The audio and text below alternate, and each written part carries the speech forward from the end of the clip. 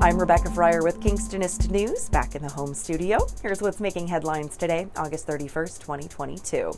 According to Ontario 511, all lanes of the 401 are open to traffic once again following a serious collision east of Kingston yesterday, August 30th. It was about 4:30 p.m. that OPP tweeted all eastbound lanes between Reynolds Road and Mallorytown Road had been shut down due to a serious collision. So far, OPP have yet to release the details about the crash, including the number of vehicles involved and if there were any injuries. According to tweets, the highway was reopened just after 12 a.m. this morning, August 31st. Speaking of collisions, Lennox and Addington OPP are asking for witnesses to help them piece together what led to a fatal single-vehicle collision in Napanee. Police say they got a call about a vehicle that had struck a concrete construction barrier and then fled the scene around 11 a.m.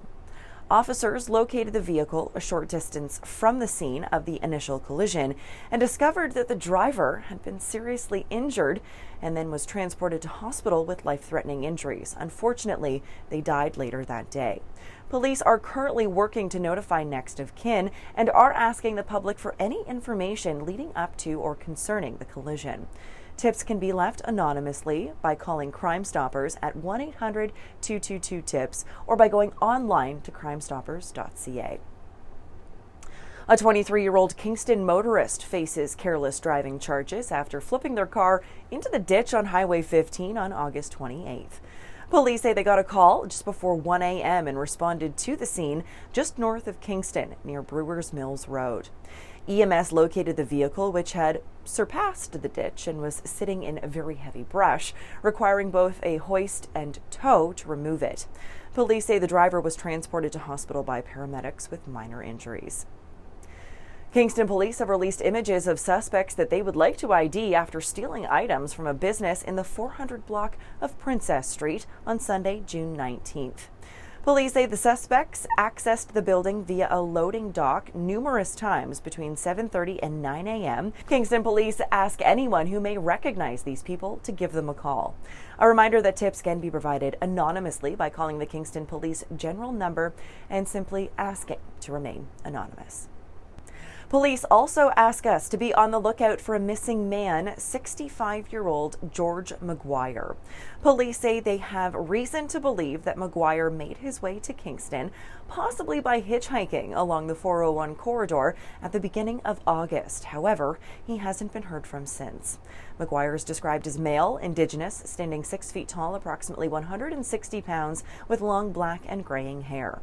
Anyone with information regarding his whereabouts is asked to contact police. Once again, tips can be provided anonymously by calling the Kingston Police general number and simply asking to remain anonymous. And lastly, controversy is brewing at Napanee Community Kitten Rescue after the essential charity lost its status as a registered charity more than a month ago due to clerical issues. According to documents, NCKR had its status as a registered Canadian charity revoked on Saturday, July 30th, 2022, for failing to file an information return form within 6 months of the end of its fiscal year. A number of anonymous sources came forward with this information to Kingstonist, citing concerns over a lack of transparency about the loss of its registered status to its donors.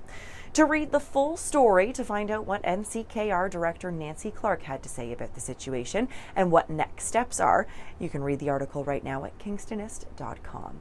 And for more on these stories and other headlines, or to submit your own news, visit kingstonist.com to become a subscriber today. I'm Rebecca Fryer. Have a great one, Kingston.